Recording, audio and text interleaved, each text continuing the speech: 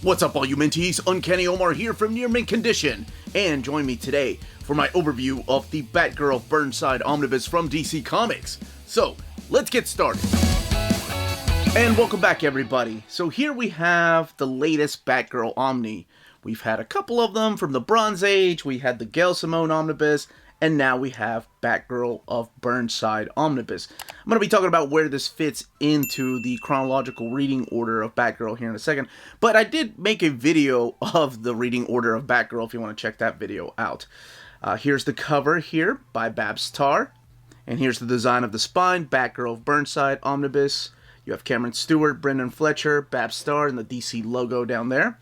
And then the back of the book with a bunch of blurbs from different outlets like Entertainment Weekly, Nerdist, Newsarama. Is Newsarama still a thing? I think Newsarama eventually became something else. And then, of course, just a little bit of the premise as to what this is about. All new Batgirl. That is true. And then the ISBN. The price of this book, $99.99.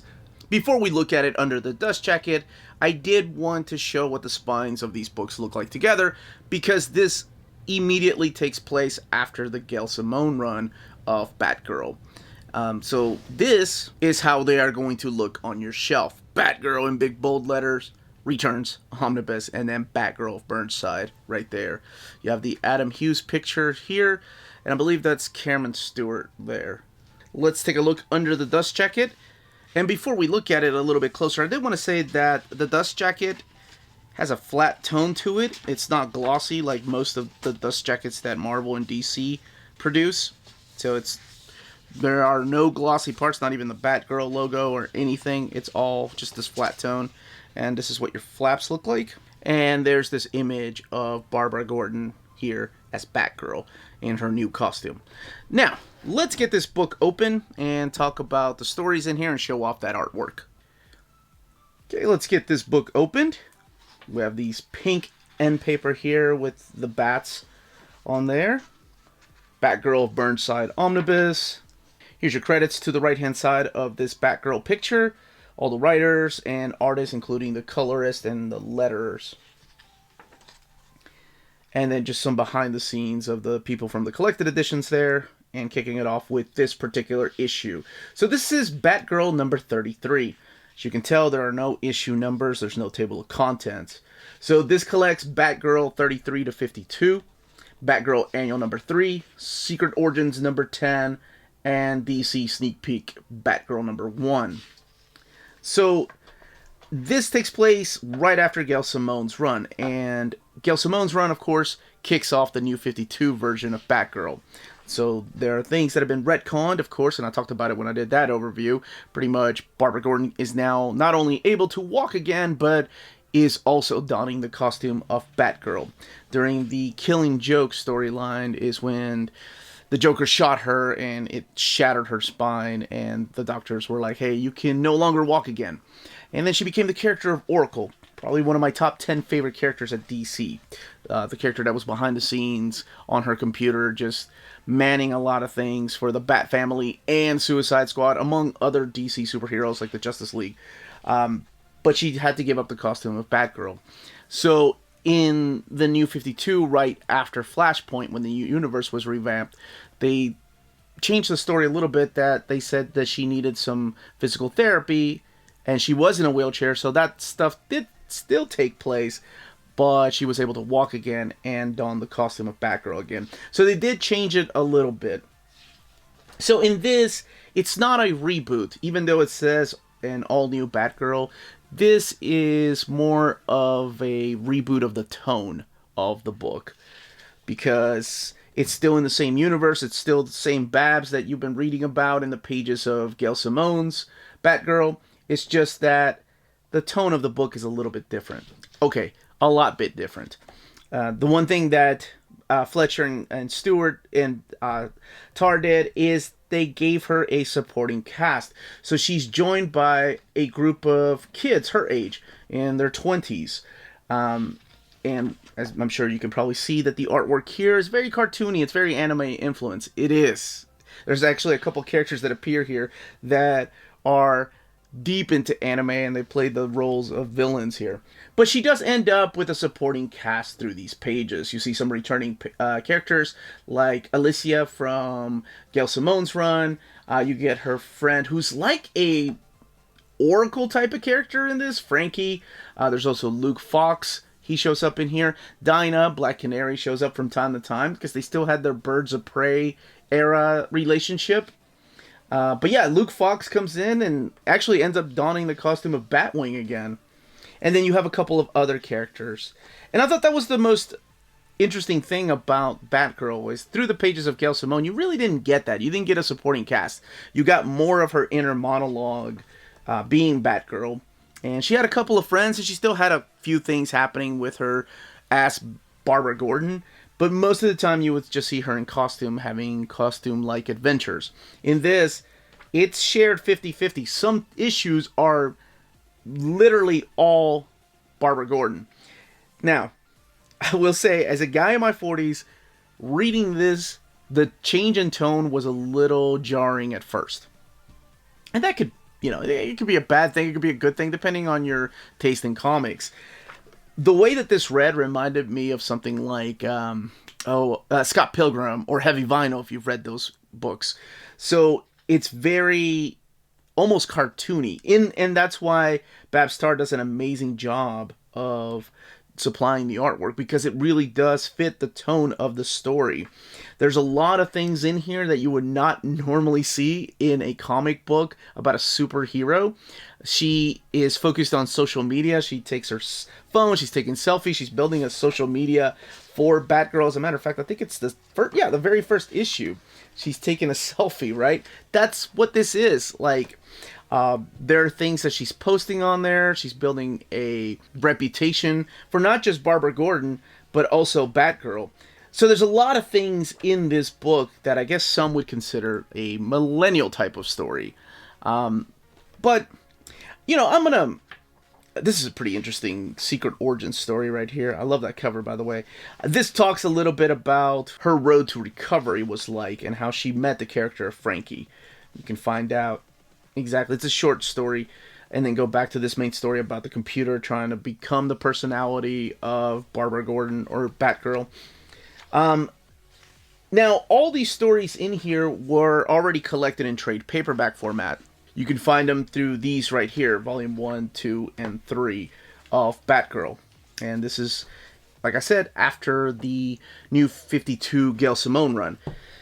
However, the Endgame one-shot, for some reason, was collected as the final issue in those. And I always hated that placing of it because it kind of ruined the flow of the stories. In this, it's perfect. This is exactly where it belongs. So this book is mapped perfectly. This is the Endgame story, which took place, of course, during the whole Batman Endgame arc. And it should have taken place between volumes 1 and 2 of the trade paperbacks. So I'm glad that they put it right here in this particular omnibus. So, back to what I was saying. I can't think of another comic book that they've changed up like this, where it becomes more like, it feels more like an independent comic is what I'm trying to say. They've experimented with things like Tom King's Vision or Hawkeye, or pretty much any time Tom King does something and it becomes its own little pocket universe. But with this, she still has to play a part in the Bat family.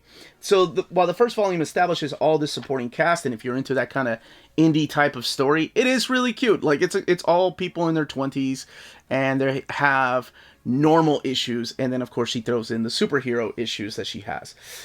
In the second arc, it's more about connecting with the Bat family. You have the return of Spoiler, you have the return of Batwoman in here, you see other characters appear, and of course, during this time, Grayson. This one's drawn by Ben Gal.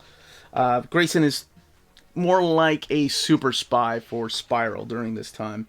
It was an interesting time for Dick Grayson. But hey, that beats Rick Grayson all day, every day. Now, I know people love Bab Starr. I think she's a phenomenal artist. And like I said, the artwork really fits the tone of the book. But to me, if you're going to tell an anime type of story, I think this artist right here, Ben Gal, one of my favorite artists, is perfect for that role. So you're probably wondering, why does she have a new costume? Why she has yellow boots and this utility belt? Because at the very beginning, you find out that there was a fire, and Batgirl's costume got burned, so she had to upgrade her costume, and this is the costume that she's donning. So what is Burnside, you may ask? Well, that is a part of Gotham, if you will. It's like Brooklyn. So that's where she's moving to, and that's where she makes friends, and that's where she establishes this new life that she has. The third arc is all about this one particular character. This creepy character right there, known as Fugue, who's got this digital eye that can change. Actually, this last story arc here is pretty creepy. But what I was going to say, the story does end up wrapping up, and then, of course, we get Batgirl Rebirth. Again, not a reboot, it's just the new story, and that one is written by Hope Larson. But she does have to say certain goodbyes here towards the end. I thought it was a bittersweet ending. But this is what the type of artwork you're going to find in here is going to be like. And I know some of you all don't like cartoony artwork. You like your stories with a more serious tone. And this is lighthearted. And it's just a fresh new take on Batgirl. I will give it that. And honestly, this is something to lure new readers to. This is something like I would give my daughters this book and be completely okay with it. It reminds me of G. Willow Wilson's run on Ms. Marvel, except this has already been a pre-established character, and it's a fresh take on her. So definitely an independent feel, definitely written for a younger audience. And there's crossovers here with Gotham Academy, and some of the Gotham Academy characters show up in here. And that is a phenomenal series, by the way. If you've not read it, it's by Brendan Fletcher. Now, as far as the extras in the back, let's head over there. So you've got all the variants back here. The book, by the way, has 528 pages. I love this variant. This is the late Darwin Cook's variant. It's a beautiful picture. Then you have some, like, movie poster variants here. This is from Purple Rain. But then you have, like, 75th anniversary variants. There's an homage variant to Adam Hughes' cover to issue number 1 of the new... That one right there. Thought that was really cute. So, the cover here by Babs Tarr, this is from a WonderCon, I guess, the program. And that's the cover they decided to use for the dust jacket. This are the character designs. The way my co-host Wonder Maddie absolutely loves this series. And character designs for the villains. Batgirl, I mean, it's almost like they de-aged her, like the way that she looks in the pictures, because she looks a lot younger. She's in her 20s, but she still looks a lot younger than that. Livewire, Velvet Tiger, and then a couple more villains. Now, let's talk about this binding. So, 528 pages. Here is what the eye looks like. It is sewn binding. This one does have a tight binding on it, though. I noticed that when I was reading the stories. It's not as bad as, like, Batman by Scott Snyder Volume 1, the very first printing. But I've gotten used to the new bigger bindings or better bindings that DC has been doing for the big books like Green Arrow. It's not bad at all. I'm just saying I noticed that it was a little tighter than the bindings that I've been used to from their big books. And here, I forgot to mention some of the page layouts that are here too.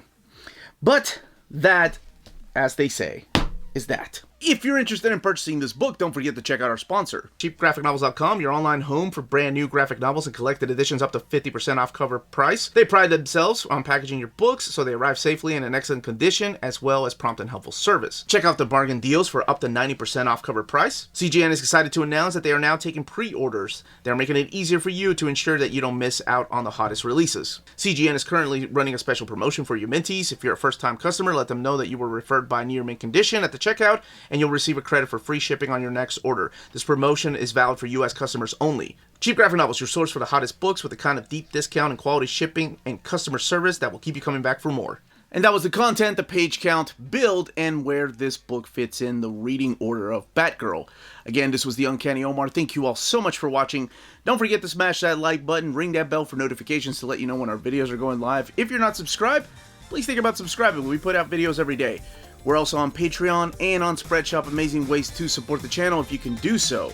If you have any more questions, please leave your questions down below. And everyone, stay healthy, stay safe out there. Much love.